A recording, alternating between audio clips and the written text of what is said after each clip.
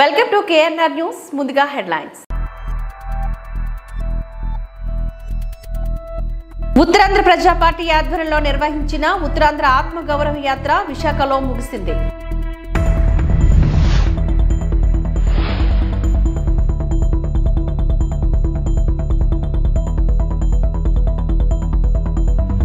విశాఖలో పర్యావరణ నిబంధనలు తొంగలోకి తొక్కి రుషికొండపై భవనాలు పోలీసుల మాటన ప్రారంభించడం సిగ్గుచేటు ఆరోపించిన కార్పొరేటర్ పీతల మూర్తి యాదవ్. అనకాపల్లి జిల్లా కసింకోట తాళ్లపాలెం గ్రామాల్లో రాష్ట్ర పరిశ్రమల శాఖ మంత్రి గుడివాడ అమర్నాథ్ సుడిగాలి పర్యటన చేశారు. సుమారు 15 కోట్ల రూపాయలతో చేసిన పలు అభివృద్ధి కార్యక్రమాలకు గాను శంకుస్థాపన చేశారు. ముందుగా కసింకోట గ్రామంలోని మాదర్ వీధి నుంచి కనక మహాలక్ష్మి గుడి వరకు సుమారు 20 లక్షల రూపాయల అంచనా వెలుగుతో నిర్మించిన సీసీ రోడ్లను మంత్రి అమర్నాథ్, అనకాపల్లి అసెంబ్లీ నియోజకవర్గ సమన్వయకర్త మల్సాల భరత్ కుమార్, కసింకోట మండల నాయకులు మల్లా బుల్లుబాబులు ప్రారంభించారు. అలాగే పలు వీధుల్లో నిర్మించిన సీసీ రోడ్లను ప్రారంభించారు. అనంతరం తాళ్లపాలెం గ్రామంలోని 20 లక్షల రూపాయలతోని సమగ్ర మంచినీటి సరఫరా పథకం, అలాగే గ్రామంలోని 43.60 లక్షల రూపాయలతో నిర్మించిన సచివాలయ భవన నిర్మాణాన్ని మంత్రి అమర్నాథ్ ప్రారంభించారు. ఈ కార్యక్రమంలోని Dantuluru Dilip Kumar, Anakapalli market committee chairman Gollavelli Srinivasarao తదితరులు పాల్గొన్నారు.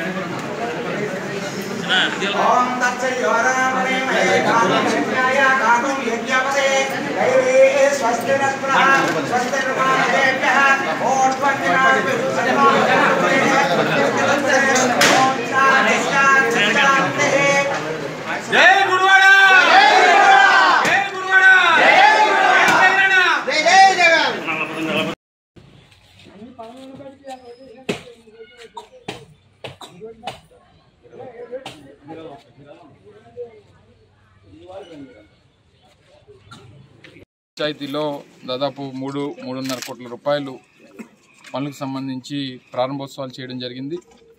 గడిచినటువంటి కాలంలో కసింకోట గ్రామ అభివృద్ధికి సంబంధించి దాదాపు 15 కోట్ల రూపాయలు పైచిలకు నిధులు వెచ్చించి గ్రామంలో దాదాపు 8 కిలోమీటర్ల డ్రైన్స్ నిర్మించేటువంటి కార్యక్రమం చేశాం.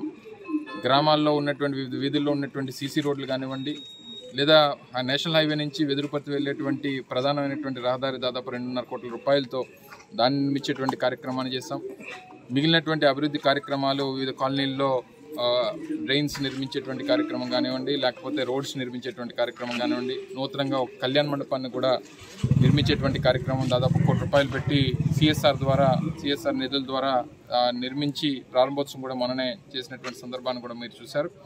మిగిలినటువంటి అభివృద్ధి కార్యక్రమాలు ఇంకా చాలా ప్రాంతాల్లో ఇంకా కొన్ని ఒక దగ్గర రోడ్డు నిర్మించిన దగ్గర డ్రైన్స్ నిర్మాణం చేయాల్సినటువంటివి, లేదా డ్రైన్స్తో పాటు కొన్ని దగ్గర ఇతర అవుట్లెట్స్కి సంబంధించినటువంటి ఇష్యూస్ని కూడా గ్రామస్తులు మన దృష్టికి తీసుకుని రావడం జరిగింది. వాటి పరిష్కారాన్ని కూడా ప్రణాళిక రూపొందించి త్వరితగతిన వాటిని కూడా పూర్తి చేసేటువంటి కార్యక్రమాన్ని కూడా అధికారులకి ఇప్పటికే ఆదేశాలు ఇవ్వడం జరిగింది.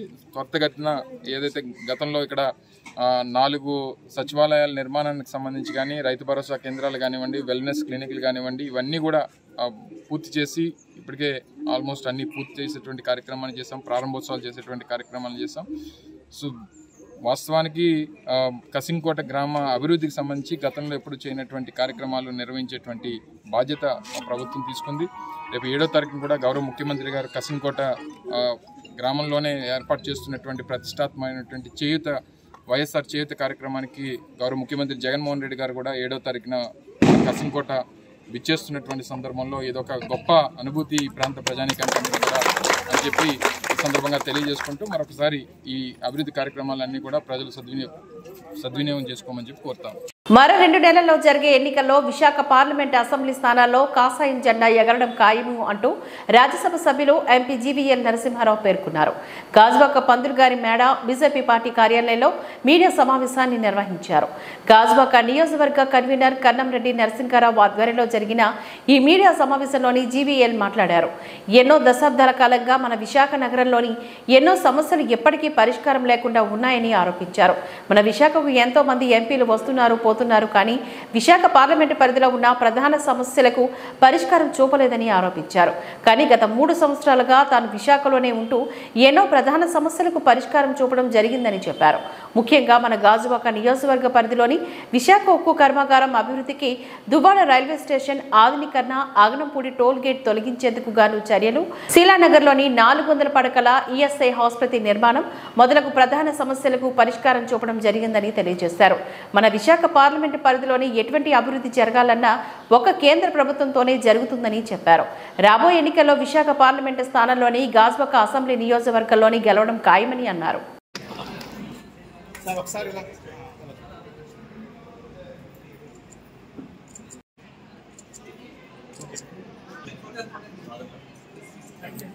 भारत माता की भारत नरेंद्र मोदी गारी नायकत्व पुरंदेश्वरी गारी नायकत्व भारत माता की वंदे नरेंद्र मोदी गारी नायकत्व पुरंदेश्वरी गारी नायकत्व भारत माता की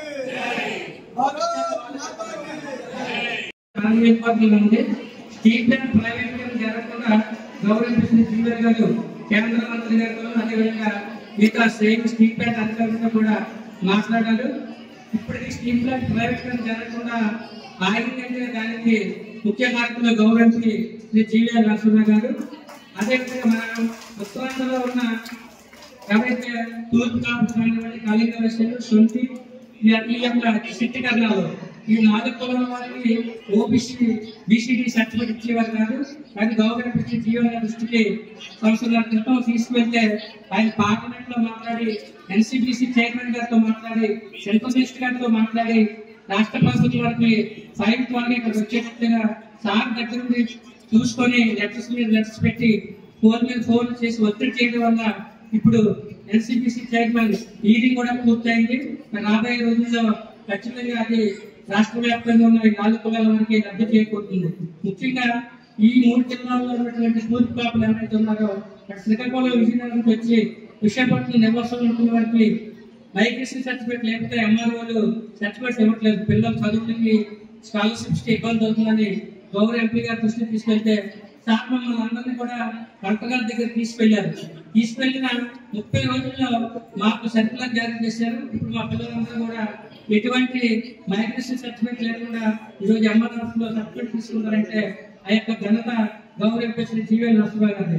గత 30 ఏళ్ళుగా ఏ నాయకులు చేయలేని 90 నుంచి స్టీల్ ప్లాంట్ ప్రొడక్షన్ లో ఉంటే గనులు తేవాలన్నటువంటి కనీస ప్రజ్ఞానం అప్పుడు లేదా, పట్టించుకోవాలా.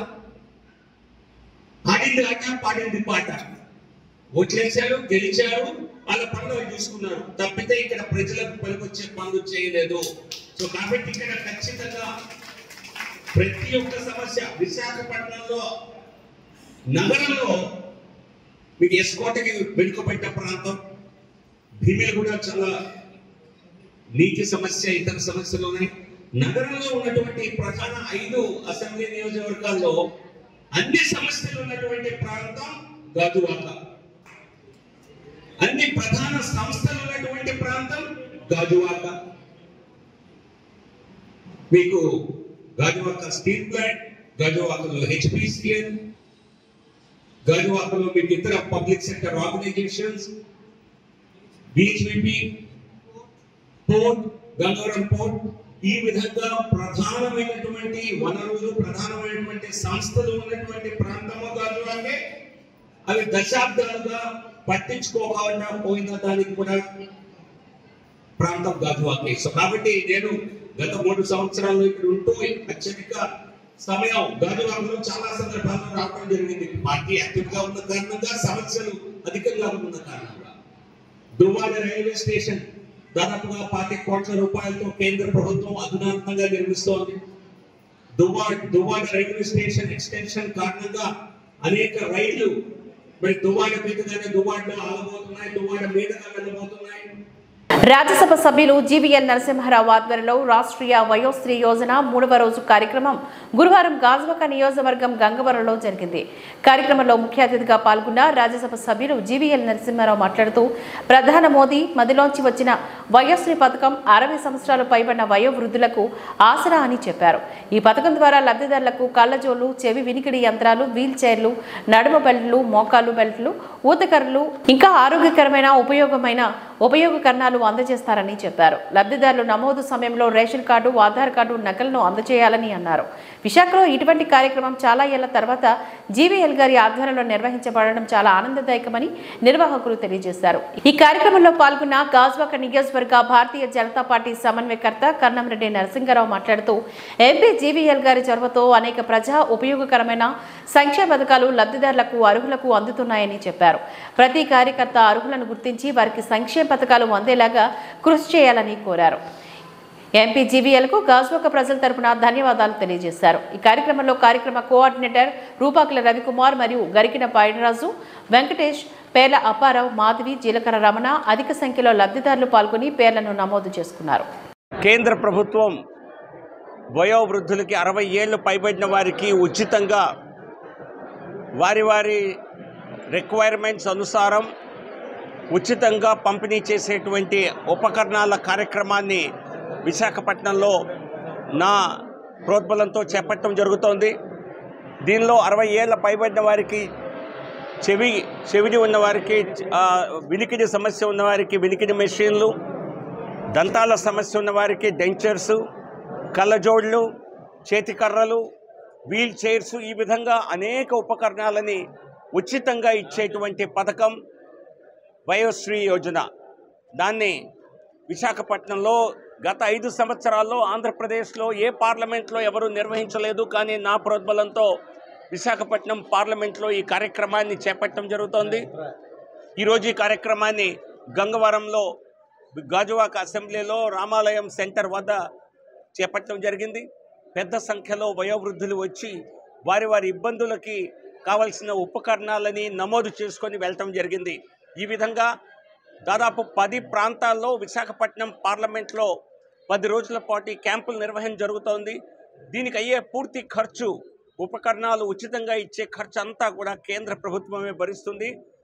అనేక మంది, వేలాది మంది వృద్ధులకి సహాయపడుతున్నందుకు నిజంగా సంతోషంగా ఉంది. వచ్చిన వారు అనేక మంది సామాన్య వర్గం, బీద వర్గం వారు సాధారణంగా ఇటువంటి ఉపకరణాలు కొనుక్కునే స్తోమత లేనివారు. సో అటువంటి వారికి నరేంద్ర మోదీ గారి కానుకని ఉచితంగా అందజేస్తున్నందుకు చాలా సంతోషంగా ఉంది.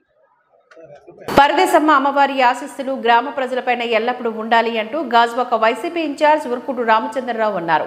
జీవీఎంసీ 76వ వార్డు స్వతంత్ర నగర్లోని వేంచేసి ఉన్న శ్రీ శ్రీ పరదేశమ్మ అమ్మవారి ఆలయ వార్షికోత్సవం ఆలయ కమిటీ ఆధ్వర్యంలో ఘనంగా నిర్వహించారు. ఈ కార్యక్రమానికి గాను గాజువాక వైసీపీ ఇన్ఛార్జ్ ఉరుకుడి రామచంద్రరావు, 76వ ward YCP incharge Doddi Ramana విచ్చేసి ప్రత్యేక పూజలు నిర్వహించారు. ఈ సందర్భంగా ఉరుకుటి చందు మాట్లాడుతూ గ్రామాల అభివృద్ధి చెందాలంటే అమ్మవారి ఆలయాలు ఉండాలి అని, అప్పుడే గ్రామ ప్రజలు ఆయురారోగ్యాలతో ఉంటారని హితవు పలికారు. అమ్మవారికి ఉదయం నుంచే హోమాలు, అభిషేకాలు, అర్చనలు, వేద మంత్రాల నడుమ పూజలు జరగడం ఆనందదాయకమని అన్నారు.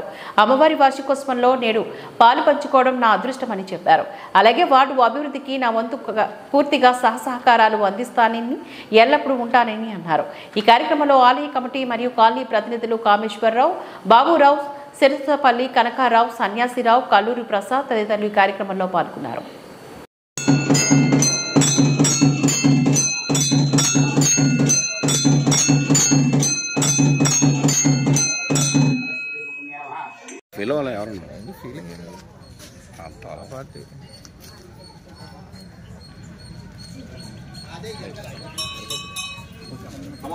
కరాభ్యాం కర్ణాభ్యాం ఇదనేక వేళ సాష్టాంగ నమస్కారాన్ని సమర్పయామి. అయ్యా అలా నమస్కారం చేసుకోండి.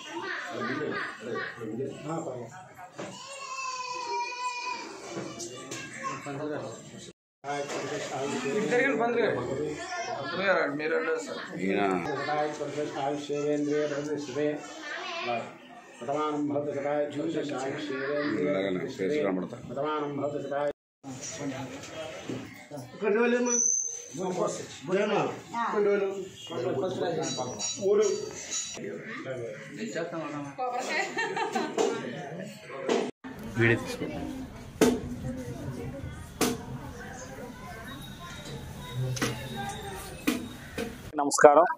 ఈరోజు 76వ వార్డు స్వతంత్ర నగర్లో గ్రామ దేవత శ్రీ శ్రీ శ్రీ పరదేశం తల్లి అమ్మవారి ఆలయ వార్షికోత్సవం సందర్భంగా ఇక్కడ జరుగుతున్నటువంటి యొక్క వార్షికోత్సవ కార్యక్రమానికి మరి అన్ని ఏర్పాట్లు చేసినటువంటి ఆలయ కమిటీ ఈ యొక్క గ్రామ కమిటీ నిర్వాహకులు సిరసపల్లి కనకారావు గారికి, అలాగే కామేశ్వరరావు గారికి, సన్యాసరావు గారికి, బాబురావు గారికి, అలాగే పావని గారికి, సాయి గారికి, అలాగే ఈ యొక్క వార్డు ఇన్ఛార్జ్ మరియు సింహాచలం ట్రస్ట్ బోర్డు సంధ్య గారికి, అలాగే ఈ కార్యక్రమానికి విచ్చేసిన మరొక ముఖ్య అతిథి ఈ యొక్క ward incharge Simhachalam trust board member Doddi Ravan గారికి, ఇక్కడికి విచ్చేసిన మీడియా మిత్రులకు మరియు మహిళలకు అందరికీ కూడా నాకు హృదయపూర్వకమైన ధన్యవాదాలు తెలియజేసుకుంటున్నాను. ముఖ్యంగా అమ్మవారి ఆలయ వార్షికోత్సవం సందర్భంగా ఈరోజు అమ్మవారిని దర్శించుకునే అవకాశం కల్పించినందుకు ఆలయ కమిటీ ప్రజలకి ధన్యవాదాలు తెలియజేసుకుంటున్నాను. మరి అమ్మవారి దయ వల్ల ఈ యొక్క స్వతంత్ర నగర్ కాలనీ అంతా అభివృద్ధి చెందాలని, కాలనీ ఈ యొక్క పరిసర ప్రాంతాల్లో నివసిస్తున్న ప్రజలందరూ కూడా మరి సుఖ సంతోషాలతో ఉండాలని అమ్మవారి ఆశీస్సులతో కాలనీ మరింత అభివృద్ధిగా జరగాలని, అలాగే ఈ యొక్క కాలనీ అభివృద్ధి చేయడానికి నేను కూడా ఎప్పుడు కూడా సమస్యల పరిష్కారానికి నా వంతు కృషి చేస్తానని చెప్పి తెలియజేసుకుంటూ సెలవు తీసుకుంటాను. Thank you. నమస్కారం. ఈరోజు గాజువాక నియోజకవర్గంలో 76వ వార్డు స్వతంత్ర నగర్లో పరదేశమ్మ గ్రామ దేవత వార్షికోత్సవానికి గౌరవనీయులు పెద్దలు పిలిస్తే పలికే వ్యక్తి గౌరవ జగన్మోహన్ రెడ్డి గారు ప్రత్యేకంగా గుర్తించి గాజువాక శాసనసభ్యులు చేయాలని ఉద్దేశంతో నియోజకవర్గ ఇన్ఛార్జ్ ఇస్తూ రేపు రాబోయే రోజుల్లో అమ్మ ఆశీస్సులు మీ అందరి ఆశీస్సులు ఎమ్మెల్యేగా మినిస్టర్గా చూడాలని చెప్పి మనస్ఫూర్తి కోరుకుంటూ ఈ కార్యక్రమం ప్రత్యేక అభినందనలు తెలియజేస్తూ, అలాగే ఈ కాలనీలో మన సోషల్ మీడియా ఇన్ఛార్జ్ ప్రసాద్ గారికి ఇక్కడ వచ్చేసిన గ్రామస్తులు అందరికీ పేరు పేరు ధన్యవాదాలు తెలుసు. రాబోయే రోజుల్లో ఏదైతే గౌరవ ముఖ్య జగన్మోహన్ రెడ్డి గారు ఆయన ఇస్తున్న ఏదైతే నీతి నిజాయితీ పరిపాలిస్తున్నారో అమ్మ సాక్షిగా సత్యం పరదేశమ్మ సాక్షిగా పరదేశమ్మ ఆనందం ఆశిస్తూ రాబోయే రోజుల్లో జగన్ అభివృద్ధి చెంది ఊరి బాగోవాలి, ప్రజలు బాగోవాలి, అందరూ బాగోవాలి చేస్తూ జగన్మోహన్ ఆశిస్తూ అందరూ కూడా బాగోవాలి చెప్పి మనస్ఫూర్తి కోరు. అలాగే మా సోదరు కాంగ్రెస్ గారు కూడా అప్పుడు ఇక్కడ ఉంటే అన్నింటి కూడా ప్రజలకు అందుబాటులో సేవ చేస్తున్నారు. వారికి కూడా ప్రత్యేక అభివృద్ధి చేసి ఇలా కార్యక్రమాలు పెద్దలు గౌరవం కార్యక్రమం చేసినటువంటి పెద్దలు సంధు గారిని అమ్మవారి ఉద్దేశం మార్చుకుంటారు. సిల్వగిరి పుణ్యక్షేత్రం మహోత్సవ నిర్వహణకు సొంత నిధుల నుంచి 50,000 విరాళంగా ఎమ్మెల్సీ మొండుతోక అరుణ్ కుమార్, ఎమ్మెల్యే మొండుతోక జగన్మోహన్ రావు అందజేశారు. ఈరోజు మా కుటుంబం, మా అన్నదమ్ములు ఇలా ఆస్మర్తించబడ్డాము అంటే యేసుప్రభు కృప అని అన్నారు. ఎన్టీఆర్ జిల్లా నందిగామ మండలం సిల్వగిరి పుణ్యక్షేత్రం అభివృద్ధిలో భాగంగా రోడ్ల నిర్మాణం, త్రాగునీరు, విద్యుత్ ట్రాన్స్ఫారం నా వ్యక్తిగత నిధుల నుంచి చెప్పిస్తానని హితవు పలికారు. వెంటనే ప్లాన్ చేస్తాను. రాజకీయంతో పని లేదు, ప్రభుత్వంతో పని లేదు. ఓకే సార్, రాజకీయంతో పని లేదు, ప్రభుత్వంతో పని లేదు, ఎన్నికలతో పని లేదు, ఓటుతో అసలు పనే లేదు. నేను ఒక మాట చెప్పాను, శివగిరి డెవలప్ అవ్వాలి, డెవలప్ అవడానికి నేనేం చేయాలో చెప్పండి, నేను చేస్తానని చెప్పాను. తర్వాత మళ్ళీ కొన్ని రోజుల క్రితం ఈ శివగిరి ఉత్సవాల కోసం వచ్చారు, అప్పుడు కూడా చెప్పాను, మీరు అడగకుండానే చెప్పాను. ఏదో రాజకీయ ఉపన్యాసం లాగా రాజకీయ నాయకుల్లా మాట్లాడలేదు, నిజమైన విశ్వాసం, దేవుని యందు విశ్వాసం గల మీ బిడ్డగా మాట్లాడుతున్నాను. ఈ శివగిరిని అభివృద్ధి చేసే బాధ్యత అమ్మ పేరు మీద నేను తీసుకుంటానని చెప్పి మీ అందరికీ మాటిస్తున్నాను. అందులో భాగంగా నేను పక్కన ఒక హిందూ టెంపుల్కి ఒకసారి వచ్చినప్పుడు, రాజకీయ నాయకులు కాబట్టి అన్ని టెంపుల్స్కి వెళ్ళాల్సి వస్తుంది. హిందూ టెంపుల్కి వెళ్ళినప్పుడు వాళ్ళు అడిగారు, సార్ ఇటు మాకు రోడ్ వేసి పెట్టండి. వెంటనే అక్కడ ఉన్న వాళ్ళందరికీ చెప్పాను, ఈ రోడ్డు కాదు ఆ రోడ్డు కూడా బీటీ రోడ్డు వేస్తానని చెప్పి ఆ రోజు చెప్పాను. నాకు ఎన్నికల్లో గెలుపు ఓటములతో ఈ రోడ్డు పనిలేదు. మీ ఓట్లతో అంతకన్నా పని లేదు. ఇది స్వచ్ఛమైన దైవ కార్యక్రమం. తప్పకుండా ఈ రోడ్డు వేసే బాధ్యత కేవలం నాదే, నేను చేసి పెడతాను. రెండోది, ఇప్పుడే పెద్దలు చెప్తున్నారు వాటర్ ప్రాబ్లం ఉంది శివగిరికి అని. రేపే ఈ తిరునాళ్ళు అయిన తర్వాత 2-3 రోజుల్లోనే మున్సిపల్ ఏఈని పంపించి ఆ వాటర్ సోర్స్ ఎక్కడి నుంచో ఉందో చూసి దీనికి కంటిన్యూస్గా వాటర్ వచ్చే విధంగా అవసరమైతే ఒక కనెక్షన్ ఎక్కడైతే ఆ సోర్స్ నుంచి కనెక్షన్ లాగాలో ఆ సపరేట్ వాటర్ పైప్ లైన్ వెంటనే వితిన్ ఒక 1 రోజుల్లోపే వాటర్ లైన్ ఇప్పిస్తాను చెప్తున్నాను. మూడోది, ట్రాన్స్ఫార్మర్ అయ్యారు. ఇవన్నీ నా దృష్టికి రాలేదు, లేదా నా దృష్టికి వస్తుంటే ఎప్పుడూ అయిపోయే ఫాదర్. అందులో మీ తప్పు అన్నా కానీ కమిటీ తప్పు కూడా ఉంది. ఎందుకంటే వీళ్ళంతా పొత్తుకులు నగదానికి వస్తారు కానీ శిలువగిరి ప్రాబ్లమ్స్ ఎప్పుడు చెప్పలేదు. ఇప్పుడు తెలిసింది కాబట్టి ఈ 3 పనులు తప్పకుండా నేను చేసి పెడతాను. అభివృద్ధిలో విశాఖ నగరం పరుగులు తీస్తోంది అంటూ నగర మేయర్ హరివెంకట కుమారి అన్నారు. జీవీఎంసీ 72వ వార్డులో సుమారు 40 లక్షల రూపాయల వ్యయంతోని పలు అభివృద్ధి పనులకు శంకుస్థాపన చేశారు. వార్డు కార్పొరేటర్ ఏజీ స్టాలిన్ ఆధ్వర్యంలో జరిగిన ఈ కార్యక్రమంలో మేయర్ మాట్లాడారు. అభివృద్ధిలో గాజువాక ప్రాంతానికి అధిక ప్రాధాన్యతనివ్వడం జరుగుతుందని, పట్టణం రోజురోజుకి విస్తరిస్తున్న నేపథ్యంలో అందుకు తగ్గట్టుగా అభివృద్ధి అనేది జరగాలి అని అన్నారు. సీఎం జగన్ విద్యా, వైద్యంతో పాటుగా అభివృద్ధికి కూడా పెద్దపీట వేస్తున్నారని హితో పలికారు. కార్యక్రమంలో ఎమ్మెల్యే తిప్పల నాగిరెడ్డి, గాజువాక వైసీపీ ఇన్ఛార్జ్ ఉరుకుటు చందు, సిరిట్ల వాసు తదితరులు పాల్గొన్నారు. జరిగింది. గతంలో కూడా కొన్ని అభివృద్ధి కార్యక్రమాలు ఈ వార్డు నుంచి మనము చేశాము. అలాగే మనము గాజువాక నియోజకవర్గానికి వచ్చినట్లయితే కొన్ని వార్డులో 5 కోట్ల నుంచి 10 కోట్లు, 10 కోట్ల నుంచి 20 కోట్ల వరకు కూడా కొన్ని వార్డ్స్లో మనం అభివృద్ధి కార్యక్రమాలు చేయడం జరిగింది. ఇదంతా కూడా గౌరవ ముఖ్యమంత్రి శ్రీ వైఎస్ జగన్మోహన్ రెడ్డి గారు సూచనలతో విశాఖపట్నాన్ని ఒక అంతర్జాతీయ నగరంగా తీర్చిదిద్దాలనే ఆకాంక్షతో మాకు సూచనలు చేయడం జరిగింది. దాంట్లో భాగంగానే మనము విశాఖ జిల్లా మొత్తం 98 వార్డుల్లో కూడా అభివృద్ధి కార్యక్రమాలు చేపడుతూ ఈ రోజున విశాఖపట్నాన్ని అంతర్జాతీయ నగరంగా తీర్చిదిద్దడానికి జీవీఎంసీ ఎప్పుడు కూడా ముందుకు అడుగులు వేస్తూ ఉంది. మీ అందరూ కూడా చూస్తున్నారు. చాలా బస్ స్పేస్ కానివ్వండి, అలాగే జంక్షన్ ఇంప్రూవ్మెంట్స్ కానివ్వండి, ప్రతి వార్డులో కూడా ఈ ప్రజలకు అందవలసిన మౌలిక సదుపాయాలు ఏవైతే ఉన్నాయో రోడ్స్, డ్రైన్స్తో పాటు వాళ్ళు ఆహ్లాదకరంగా ఉండడం కోసం పార్క్స్, కొన్ని బరియల్ గ్రౌండ్స్, ఇలాంటివన్నీ కూడా ఇంప్రూవ్మెంట్ చేసుకుంటూ జీవీఎంసీ అడుగులు వేస్తూ ఉంది. కౌన్సిల్ ఏర్పడిన తర్వాత 1921లో మార్చి 18న కౌన్సిల్ ఏర్పడిన తర్వాత మనము ప్రతి వార్డుని కూడా చాలా అభివృద్ధి పదంలో కరోనా లాంటి విపత్కర పరిస్థితులను కూడా దాటుకుంటూ వచ్చి మనము చాలా అభివృద్ధి కార్యక్రమాలు చేపట్టడం జరిగింది. ఈరోజు ఈ నియోజకవర్గానికి వచ్చినట్లయితే 1,50,00,000లతో సుజాత గారు వార్డులో వివిధ అభివృద్ధి పనులకు ఇప్పుడే శంకుస్థాపన అయింది. ఇప్పుడు 72వ వార్డు, తర్వాత 70వ వార్డు ఉరుకుటి చందు గారి వార్డులో కూడా సుమారు 40 లక్షలతో అక్కడ కూడా సీసీ రోడ్స్, డ్రైన్స్కి ఇప్పుడు శంకుస్థాపన కార్యక్రమం చేపడుతున్నాము. ఇదంతా అయిపోయిన తర్వాత గన్నవరంలో మనము వైసీపీ నాయకులు సమన్వయకర్త సన్నాల తిరుపతిరావుతో కలిసి నూతన వైసీపీ ఎన్నికల కార్యాలయాన్ని పరిశీలించారు ఎంపీ కేశినేని నాని. ఎన్టీఆర్ జిల్లా మైలవరం పట్టణంలో వైసీపీ నేతలు సమన్వయకర్త సన్నాల తిరుపతితో కలిసి నూతన ఎన్నికల కార్యాలయాన్ని పరిశీలించిన అనంతరం ఎంపీపీ నాని మాట్లాడారు. సీఎం వైఎస్ జగన్మోహన్ రెడ్డి బీసీలకు పెద్దపీట వేశారని, అందులో భాగంగా మైలవరం అభ్యర్థిగా తిరుపతిరావు యాదవ్ నియమించారని, సామాన్యుడు అయిన సన్నాల తిరుపతిరావుని బలపరిచి అత్యధిక ఓట్ల మెజార్టీతో గెలిపించాలని కోరుతున్నామని చెప్పారు.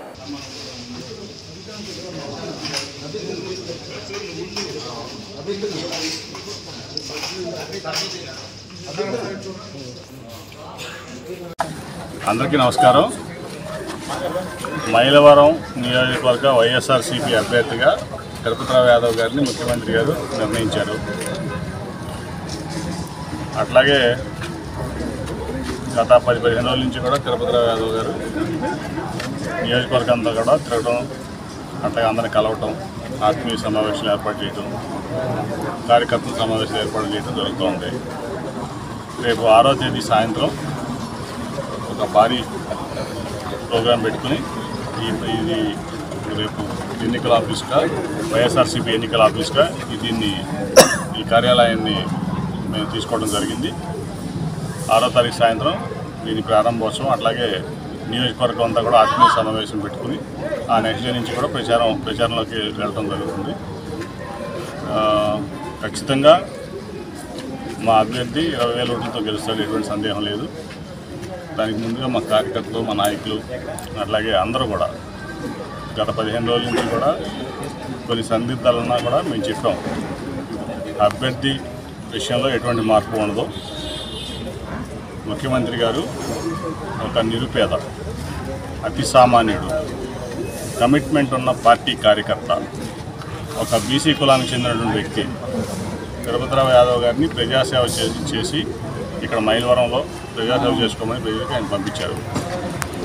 కాబట్టి ఆయన ఇక్కడ పోటీ చేస్తున్నారు. 1952లో మొదటి ఎలక్షన్ జరిగింది మైలవరం కాన్స్టిట్యూన్సీ, అసెంబ్లీ కాన్స్టిట్యూన్సీ. అప్పటి నుంచి ఇప్పుడు కూడా నాకు తెలిసి అంతా కమ్మ సామాజిక వర్గానికి చెందిన వాళ్ళే ఇక్కడ ఎమ్మెల్యేకి చేసినట్టున్నారు. దాని మార్పు ఉంది. ఎవరో కూడా వేరే సామాజిక వర్గం ఇక్కడ చేయలేదు. మీకు తెలుసు ముఖ్యమంత్రి గారి జగన్మోహన్ రెడ్డి గారి విషయం. ఆయన ఒక సోషల్ ఇంజనీరింగ్ ద్వారా ఎక్కువగా రాజ్యాధికారం ఎస్సీ ఎస్టీ మైనార్టీలకు ఉండాలి, బీసీలకు ఉండాలి అనేది ఆయన భావన. అనకాపల్లి ఎంపీ సీటుకు తనకు కేటాయించాలని ఇప్పటికే CM Jagan Uttarandhra incharge YV సుబ్బారెడ్డిని కోరడం జరిగిందని వైసీపీ సీనియర్ నేత కాశీ విశ్వనాథ్ అన్నారు.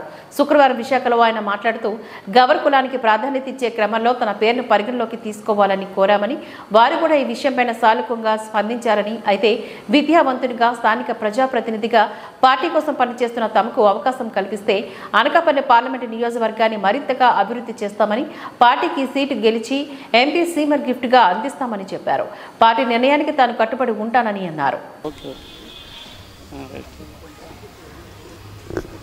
మా మిత్రులు వైఎస్ఆర్సీపీ నాయకులు చంద్రమౌళి గారికి ఈరోజు ఓడా చైర్మన్గా అత్యంత ప్రతిష్టాత్మకమైన పోస్టు ఇచ్చినందుకు మా ముఖ్యమంత్రి జగన్మోహన్ రెడ్డి గారికి, అలాగే వైవి సుబ్బారెడ్డి గారికి, విజయసాయిరెడ్డి గారికి పార్టీ తరఫున, కార్యకర్తల తరఫున నేను కృతజ్ఞతలు తెలియజేస్తున్నాను.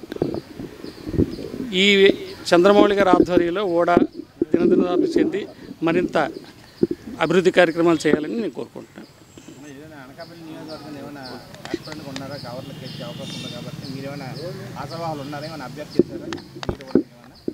అనకాపల్లి నియోజకవర్గం ఎంపీ సీటుకి నేనైతే ముఖ్యమంత్రి గారిని, సుబ్బారెడ్డి గారిని రిక్వెస్ట్ చేయడం అయితే వాస్తవమే. అంటే పోటీదారుడిగా కాదు, ఆశావాహులుగా. అంటే అనకాపల్లి ఎంపీ టికెట్ కానీ గవర్నర్కి ఇవ్వాలని ముఖ్యమంత్రి గారు అనుకుంటే, నేను చదువుకున్నవాడిగా, ఈ విశాఖపట్నంతో అనుబంధం ఉన్నవాడిగా, రూరల్ నియోజకవర్గానికి సంబంధించిన వ్యక్తిగా, నాది నర్సీపట్నం నియోజకవర్గం, నా అభ్యర్థిత్వాన్ని పరిశీలించండి. గెలిచి తప్పకుండా నేను మన పార్టీ ఎంపీ టికెట్ మీకు గిఫ్ట్గా మీ పేరు చెప్పి మీ అభివృద్ధి కార్యక్రమాలు ప్రజల్లో తీసుకెళ్ళి డెఫినెట్గా నేను గెలిచి వస్తాను సార్ అని చెప్పేసి వారి ఆశీర్వాదం అడగడం జరిగింది. సుబ్బారెడ్డి గారు, సీఎం గారు కూడా పరిశీలిస్తామని చెప్పారు. గవర్లో అయితే మాత్రం నేను I'm one of the aspirant. సిద్ధం సభ ముందు ఉంది, సభ తర్వాత రెట్టింపు అయింది. ఎప్పుడైనా సరే వైసీపీకి ప్రజల్లో అయితే ఆదరణ ఉంది. మధ్యలో ఎవరో కిట్టని వాళ్ళు, ప్రతిపక్షాలు మాట్లాడతారు తప్ప సిద్ధం ముందు బ్రహ్మాండంగా ఉంది. సిద్ధం తర్వాత మీరు అన్నట్టుగా చాలా కార్యకర్తల్లో కానీ ఓటర్స్లో కానీ మంచి ఉత్తేజం వచ్చింది అన్నట్టు. యాస్పిరెంట్స్ ఆశావాళ్ళు చాలామంది ఉన్నారు. గౌరవ కమ్యూనిటీ అయితే ఆల్రెడీ అక్కడ టికెట్ వేరే వాళ్ళకి అనుకుంటున్నారు కాబట్టి నేను కూడా అడిగాను అంతే. ఎవరెవరు ఉన్నది మనకు సంబంధం లేదు. ఇప్పుడు టీడీపీ జనసేన పొత్తు మీరు ఏ విధంగా చూస్తారు? టీడీపీ జనసేన పొత్తు కిందసారి ఉంది 2019లో. అయినా సరే 151 సీట్లతో జగన్మోహన్ రెడ్డి గారు అధికారాన్ని కైవసం చేసుకోవడం అయింది. గవర్నమెంట్ ఫార్మ్ చేశారు. వైసీపీ ప్రభుత్వం ఎంతో ప్రతిష్టాత్మకంగా అమలు చేస్తున్న వాలంటీర్ వ్యవస్థ కేవలం చట్ట వ్యతిరేక శక్తులుగా మారిపోయిందని టీడీపీ రాష్ట్ర ప్రధాన కార్యదర్శి ఎండి నజీర్ అన్నారు. శుక్రవారం విశాఖ టీడీపీ కార్యాలయంలో ఏర్పాటు చేసిన మీడియా సమావేశంలో పాల్గొని ఆయన మాట్లాడారు. వైసీపీ ప్రభుత్వం వాలంటీర్లకు 9,666 కోట్లు ఖర్చు చేశారని, వారి ద్వారా ఓటర్లకు డబ్బులు చీరలు పంపిణీ చేస్తున్నారని ఆరోపించారు. వాలంటీర్ల వ్యవస్థ పూర్తిగా బ్రోకర్ వ్యవస్థగా తయారైందని అన్నారు. వాలంటీర్ల విషయంలో ఎన్నికల కమిషన్ ఆదేశాలు జారీ చేసినా ఇష్టానుసారంగా చీరలు డబ్బులు పంపిణీ చేస్తున్నారని వాలంటీర్లపైన బైండ్ ఓవర్ కేసు నమోదు చేయాలని అన్నారు. రాజకీయ వ్యవహారాల్లో తలదూర్చే వాలంటీర్లపైన క్రిమినల్ కేసులు పెట్టాలని డిమాండ్ చేశారు.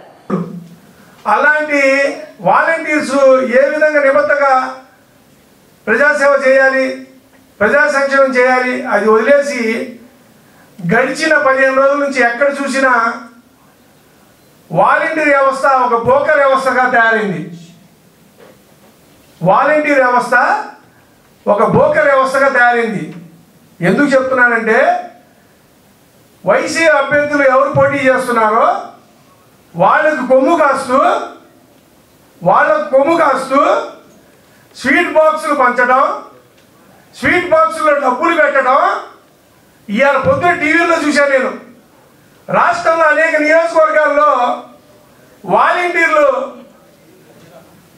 వైసీపీ కార్యకర్తల కన్నా ఎక్కువగా తయారైపోయి వాళ్ళు జగన్మోహన్ రెడ్డి ప్రకటించిన సమన్వయకర్తలు అనండి, అభ్యర్థులు అనండి, ఓడిపోయే వాళ్ళు అనండి, వాళ్ళకి మద్దతుగా ఇంటింటికి వాళ్ళ పరిధిలో ఉన్న 50 ఏళ్ళకి స్వీట్ బాక్సులు పంచడం, స్వీట్ బాక్సుల రూపంలో ఏంటని తీసి చూస్తే దాంట్లో 500 నోట్లు 2, 4, 3. అదైపోతే విశాఖపట్నంలో మా తూర్పు నియోజకవర్గంలో మరీ దారుణం. ఆ స్వామి స్వీట్ బాక్సులు పంచడం అయిపోయింది. ఆ వ్యక్తి ఇప్పుడు ఏం చేస్తున్నాడంటే చీరలు పంచుతున్నాడు. చీరలు ఎవరి ద్వారా పంచుతున్నాడండి? వాళ్ళ కార్యకర్తల ద్వారా పంచితే మేము కాదన్నాం. ఎవరి పార్టీకి వాళ్ళు కష్టపడుతున్నారు, జనాన్ని దోచిన డబ్బులు బోర్డు ఉన్నాయి, చర్చ్ భూములు దొబ్బారు, వక్ఫ్ భూములు దొబ్బారు, ప్రభుత్వ భూములు దొబ్బారు, 100 కోట్లు సంపాదించుకొని ప్రజలకు ఇచ్చే డబ్బులు ప్రజలకు ఇస్తున్నారు అనుకోవచ్చు. కాదండి, సాక్షాత్తు వాలంటీర్లు వాళ్ళ పరిధిలో గ్రూపుల్లో, దయచేసి జూమ్ చేసుకోండి, గ్రూపుల్లో పెట్టి నిన్న విశాలాక్షి నగర్ ప్రాంతంలో వాలంటీర్లు ఏం పెట్టారంటే, hi good morning dear madams, YSRCP sari distribution చేస్తున్నారు, ఎనీవన్ ఇంట్రెస్టెడ్ ఉంటే ఓటర్స్ ఐడి రెడీగా చేసి ఉంచండి ప్లీజ్ రిక్వెస్ట్. నువ్వు బోకర్ కదా, నువ్వు లోకర్ కదా,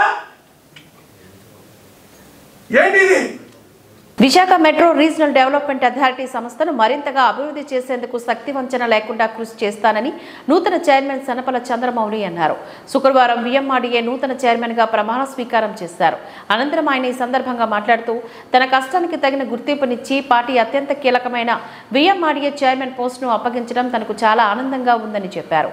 సీఎం అప్పగించిన ఈ బాధ్యతను సమర్థవంతంగా నిర్వహిస్తానని, పరిపాలన రాజధానిగా అభివృద్ధి చెందుతున్న విశాఖను మరింత అభివృద్ధి చేస్తామని అన్నారు.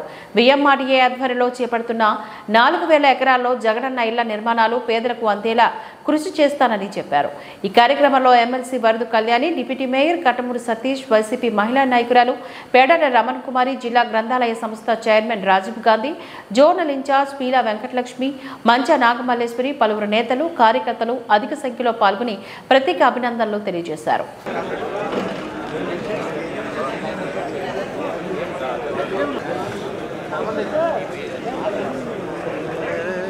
విశాఖ మున్సిపల్ కార్పొరేషన్ ని 72 వార్డులతో మహావిశాఖ నగరపాలక సంస్థగా ఆయనే చేశారు.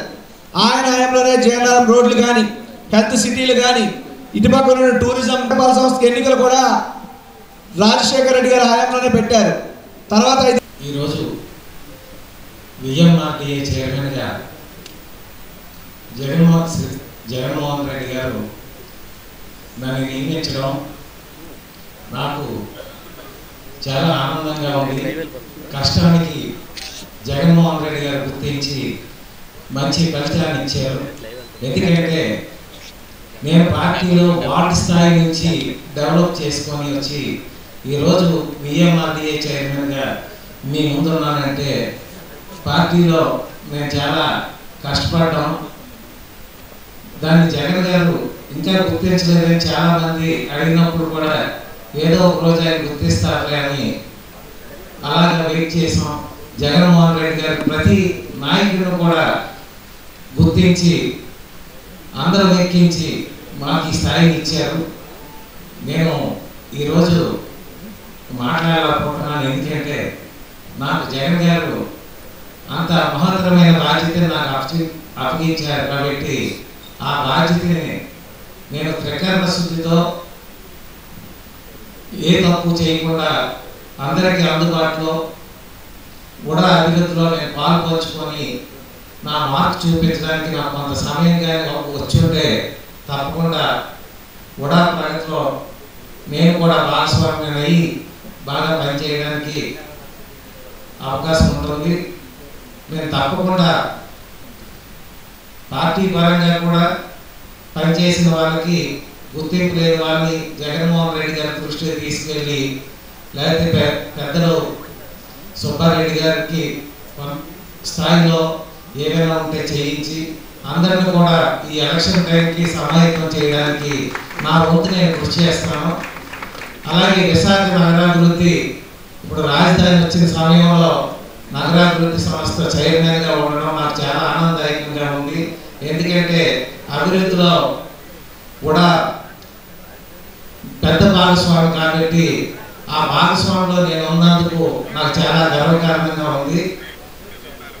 కూడా ఎంప్లాయీస్ ఏవైనా బాధలు ఇబ్బందులు ఉన్నా కూడా అవి కూడా పరిష్కరించి అలాగే జగనన్న పథకం కింద 4000 ఎకరాల ప్రజలకి జగనన్న గారు లేఅవుట్ల ద్వారా సిద్ధం చేసి పంపిణీ చేస్తున్నారు. అవన్నీ రిజిస్ట్రేషన్ దశలో చాలా వరకు అయ్యి ఉన్నాయి. ఇంకా ఎంఐజీ లేఅవుట్లు కూడా సిద్ధం చేసి ఉన్నాయి. అవి కూడా మధ్య తరగతి ఎగువ తరగతి వాళ్ళకు కూడా ఇవ్వడానికి కూడా సిద్ధంగా ఉంది. అవి కూడా మధ్య తరగతిలో ఉన్న వాళ్ళకి ఆ లేఅవుట్ల ద్వారా ఆ భూములు లోన్స్ ద్వారా మేము చేయించి ప్రతి ఒక్కరికి స్థలం పొందేటట్టు చేయడానికి నా వంతు నేను కృషి చేస్తాను. అలాగే విశాఖ అభివృద్ధిలో నేను పాల్పంచుకుంటాను.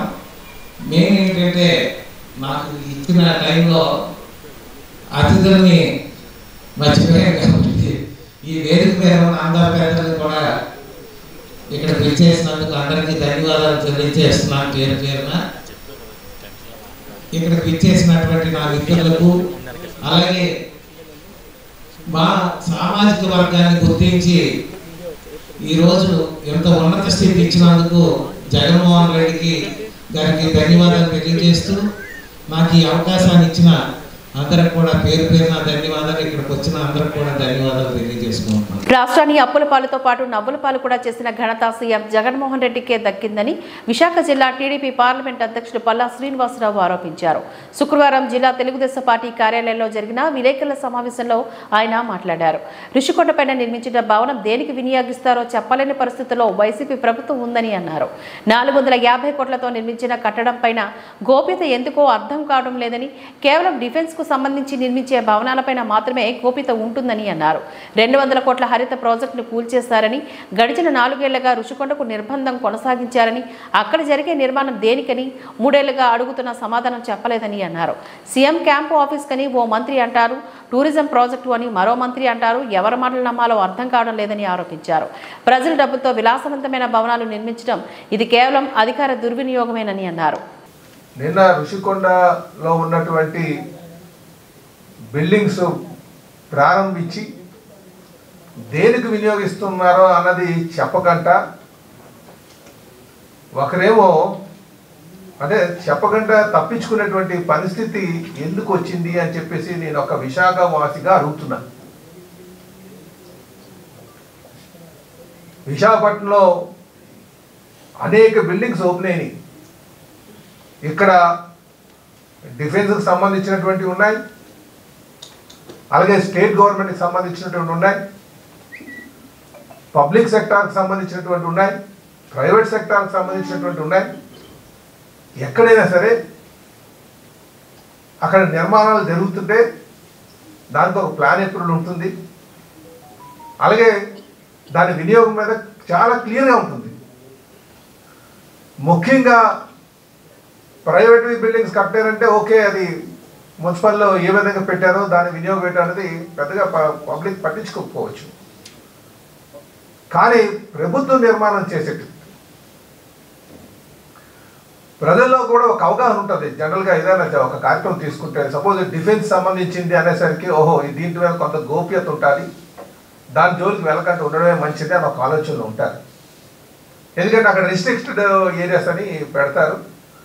అదే డిఫెన్స్కి సంబంధించింది ఆ కార్యకలాపాల్లో ఎవరు కూడా జోక్యం చేసుకోకూడదు, ఎందుకంటే దేశ భద్రతకు సంబంధించింది అనే ఆలోచనలో ప్రజలు కొంచెం ఆ విషయం చెప్పకపోయినా సరే పెద్దగా పట్టించుకునేటువంటి పరిస్థితి ఉండదు. కానీ ఇక్కడ రిషికొండలో సుమారు 200 కోట్లు విలువ చేసేటువంటి పాత రిసార్ట్ని తీసేసి ఎంతో ఆహ్లాదకరమైనటువంటి ప్రాంతం రిషికొండ అంటేనే. నాకు తెలిసి ఒక విశాఖవాసిగా ఎప్పుడైనా సరే విశాఖపట్నం బయట ప్రాంతం నుంచి వచ్చేటువంటి వారు ఎవరైనా ఉండేవారు ఎవరైతే ఉన్నారో వారు మాకు మొదటగా అడిగేది ఏంటంటే విశాఖపట్నం రిషికొండ బీచ్కి ఎంత దూరం అని అడుగుతారు. ఇది టూరిజం ప్రాజెక్ట్ అంటారు. ఒక మంత్రి ఏమో రేపటి నుంచి అక్కడ పరిపాలన మొదలు పెడుతున్నాం, రేపటి నుంచే మొత్తం అన్ని కూడా మీరు ఎక్కడికి వెళ్ళలేదు, ఇక్కడ నేరుగా ఇక్కడికే వచ్చి ఇక్కడి నుంచి మీకు అన్ని ఏం కావాలని జరిగిపోతాయని చెప్పి మళ్ళీ మరుసటి రోజు వచ్చి కాదు ముఖ్యమంత్రి గారు పడుకోవడానికి ఇక్కడ కట్టుకున్నారు, ఆయన ఉండడానికి కట్టుకున్నారు, ఇదేమి పరిపాలన భవనం ఏం కాదు, ఆయన సమ్మర్ ప్యాలెస్ లాంటిది, ఇక్కడ ఉత్తరాంధ్ర వెనకబాటు తనాన్ని దృష్టిలో పెట్టుకుని ఆయన ఇక్కడ ఉండి ఇక్కడి నుంచి పరిపాలన సాగిద్దాం అనుకుంటున్నారని చెప్పేసి ఇంకో మళ్ళీ ఆ మరుసటి రోజే కాదు ఇది టూరిజం ప్లేసు, టూరిజంకి ఇద్దాం అనుకుంటున్నాం, ఇక్కడే పెద్ద టెర్మినల్ నిర్మాణం చేసేస్తున్నాం, ఇంటర్నేషనల్ షిప్స్ అన్నీ కూడా ఇక్కడికే వచ్చేస్తాయి, ఇక్కడి నుంచే నేరుగా ప్రపంచ దేశాలకు మీరు తిరిగి వచ్చాను అన్నటువంటి. ఏది నమ్మాలి? ఎందుకు మేము సైకో అంటామో మీకు అర్థమైందా? ఎందుకు సైకో అనే పదాన్ని వాడామో మీకు అర్థమైంది ఇప్పటికేనా? ఇది మీ కళ్ళలో ఊహించుకొని మీ కళ్ళలో ఉన్నట్టు మీ బుర్రలో ఉన్నటువంటి మాట మేము ఊహించుకోవాలా? మేము మదిలో ఏదో ఉంది, మీ మదిలో ఉన్నటువంటి మాటని మేము ఊహించుకొని ఇక్కడ ఫలాంది ఉందని చెప్పాలా? మాకేం పట్టింది ఈ దౌర్భాగ్యం? అంత దౌర్భాగ్యం ఎందుకు పట్టిందని అడుగుతున్నా. విశాఖలో పర్యావరణ నిబంధనలు తుంగలోకి తొక్కి న్యాయస్థానం ఆదేశాలను పాటించకుండా రుషికొండపైన భవనాలను పరదాల చాటున పోలీసుల మాటన ప్రారంభించడం సిగ్గుచేటని జనసేన కార్పొరేటర్ పీతల మూర్తి యాదవ్ ఆరోపించారు. విశాఖలో ఏర్పాటు చేస్తున్న మీడియా సమావేశంలో పాల్గొని ఆయన మాట్లాడారు. కోట్లాది రూపాయలు ఖర్చు చేసి చివరికి గుట్టుచప్పుడు కాకుండా మంత్రితో రుషికొండ భవనాలు ప్రారంభించాల్సిన అవసరం ఏమొచ్చిందని ప్రశ్నించారు. పండుగ వస్తే చాలు రుషికొండకు వచ్చేస్తున్నా అంటూ ప్రకటనలు చేసిన సీఎం జగన్ విశాఖకు ఎందుకు రావడం లేదో ప్రజలకు చెప్పాలని అన్నారు. టీడీపీ జనసేన సంయుక్తంగా నిర్వహించిన జెండా సభతో వైసీపీ జెండాలు వణుకుతున్నాయని అన్నారు. ఉమ్మడి కూటమి అధికారంలోకి వస్తే మా పరిస్థితి ఏమిటోనని వైసీపీ నాయకులు కంగారు పడుతూ ఆగమేఘాలపైన శిలాఫలకాలు వేసుకుంటున్నారని అన్నారు. ఈ కార్యక్రమంలో పలువురు జనసేన నాయకులు తదితరులు పాల్గొన్నారు. అక్కడ ఉన్నటువంటి హరిత రిసార్ట్స్ ఏదైతే ఉందో ఆ హరిత రిసార్ట్స్ వల్ల 100 కోట్ల రూపాయల పైగా ఆదాయం వస్తున్నప్పటికీ కూడా కేవలం రుషికొండలో టూరిజంలో కొత్త భవనాలు నిర్మిస్తామని చెప్పి కొత్త రిసార్ట్స్ కడతామని చెప్పి రాష్ట్ర ప్రజల్ని నమ్మబలికి టూరిజం ఉద్యోగుల యొక్క కడుపు కొట్టి ఏటా వస్తున్న ఆదాయాన్ని గండి కొట్టి హరిత రిసార్ట్స్ని 240 కోట్ల రూపాయలతో అత్యంత అద్భుతమైనటువంటి టూరిజం భవనాలు కడతామని చెప్పి రాష్ట్ర ప్రభుత్వం ఏదైతే 2021లో ministry of environment, forest and clearance and climate change కేంద్ర ప్రభుత్వం దగ్గర నుంచి 5 ఎకరాలు ఉన్నటువంటి హరిత రిసార్ట్స్ని ఆ యొక్క భవనాలు పడగొట్టి 9 ఎకరాల 88 సెంట్లలో రుషికొండ సర్వే నెంబర్ 19లో రుషికొండలో అత్యంత పర్యాటక భవనాలు కడతామని చెప్పి జగన్మోహన్ రెడ్డి ప్రభుత్వం 240 కోట్ల రూపాయలు ఆనాటికి అంచనా వేసి పెద్ద ఎత్తున ఋషికొండ విధ్వంసం జరుగుతూ ఉంది. Ministry of environment, forest, clearance and climate change దగ్గర నుంచి తీసుకొచ్చినటువంటి పరిమితుల కన్నా అదనంగా కొండను తవ్వుతున్నారు. తవ్వినటువంటి వ్యర్థాలని సముద్ర తీర ప్రాంతం అంతా కూడా పూర్తి స్థాయిలో నిబంధనల విరుద్ధంగా, సిఆర్జెడ్ నిబంధనల విరుద్ధంగా అక్కడ సముద్ర తీర ప్రాంతం అంతా కూడా పోసేస్తున్నారని చెప్పి జనసేన పార్టీ ఆనాడు రాష్ట్ర అత్యున్నత న్యాయస్థానాన్ని, హైకోర్టుని ఆశ్రయించడం జరిగింది. నేనొక విశాఖలో పుట్టినటువంటి, ఈ గడ్డ మీద పుట్టినటువంటి బిడ్డగా ఒక మహానగరపాలక సంస్థలో ఒక కార్పొరేటర్గా ఋషికొండకి జరుగుతున్నటువంటి అన్యాయం, ఋషికొండలో జరుగుతున్న విధ్వంసం, ఋషికొండను బోరుగుండు చేసేశారని చెప్పి ప్రజా ప్రయోజన వాద్యం వేయడం జరిగింది. ఉత్తరాంధ్ర ప్రజా పార్టీ ఆధ్వర్యంలో నిర్వహించిన ఉత్తరాంధ్ర ఆత్మగౌరవ యాత్ర విశాఖలో ముగిసింది. ఫిబ్రవరి 7న శ్రీకాకుళంలో ప్రారంభమైన ఈ యాత్ర విజయనగరం, తూర్పుగోదావరి, విశాఖపట్నం జిల్లాలో సుమారు 1500 కిలోమీటర్ల మేర కొనసాగి విశాఖలో ముగిసింది. ఈ సందర్భంగా విశాఖలో నిర్వహించిన సభలో ఉత్తరాంధ్ర ప్రజా పార్టీ కార్యనిర్వాహక అధ్యక్షుడు మెట్టా రామారావు మాట్లాడారు. 23 రోజుల పాటు సాగిన ఉత్తరాంధ్ర ఆత్మగౌరవ యాత్రలో విస్తృతంగా పర్యటించమని, 1500 కిలోమీటర్ల పాటు సాగిన ఈ యాత్రలో ఈ ప్రాంతం చాలా వెనుకబడి ఉందని చెప్పారు. జిల్లాల విభజన జరిగినప్పుడు 58 అసెంబ్లీ నియోజకవర్గం ఉన్న ఉత్తరాంధ్ర ప్రాంతం 53 నియోజకవర్గం ఉన్న ఉత్తరాంధ్ర ప్రాంతం 53 అసెంబ్లీ నియోజకవర్గం కుదించబడిందన్నారు. ఉత్తరాంధ్ర ప్రాంతం అభివృద్ధి కావాలంటే టీడీపీ, వైసీపీలను ఇంటికి పంపి ఉత్తరాంధ్ర ప్రజా పార్టీ సభ్యులను గెలిపించాలని కోరారు. ఈ కార్యక్రమంలో పార్టీ రాష్ట్ర అధ్యక్షుడు కర్రి ఆదిబాబు, ఉపాధ్యక్షుడు కూడ రామారావు, ప్రధాన కార్యదర్శి, విశాఖ జిల్లా సమన్వయకర్త శ్రీలక్ష్మిలతో పాటుగా సుమారు 500 మంది కార్యకర్తలు పాల్గొన్నారు. గోదావరి నుండే అసలు మన 58 స్థానాల నుండి 53 అయినప్పుడు 5 స్థానాలు కోల్పోతే తూర్పుగోదావరిలో 4 ఎమ్మెల్యే స్థానాలు కోల్పోయారు. అంటే మనకు ఒక స్థానం ఈ శ్రీకాకుళం, విజయనగరం, విశాఖపట్నం నుండి కోల్పోతే తూర్పుగోదావరి నుండి 4 కోల్పోయారు.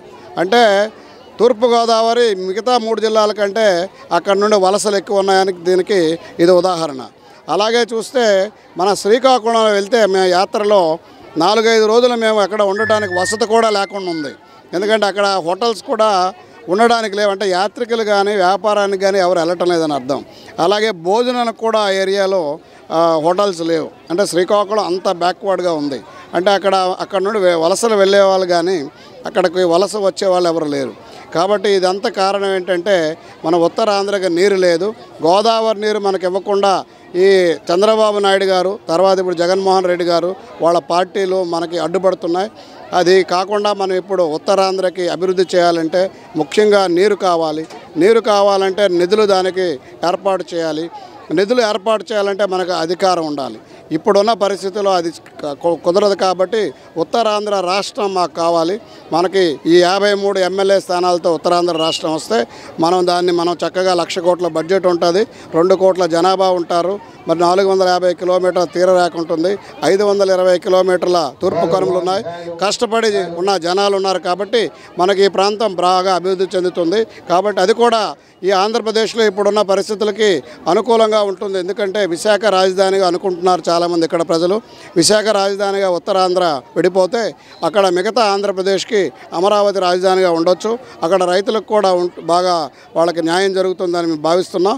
ఇది విన్ విన్ సిచ్యువేషన్. కాబట్టి 2024 ఎన్నికల తర్వాత ఆంధ్రప్రదేశ్ రెండోసారి విభజన జరుగుతుంది. ఉత్తరాంధ్ర రాష్ట్రం మనం సాధిస్తాం. ఈ వార్తలు ఇంతటితో సమాప్తం. నమస్కారం.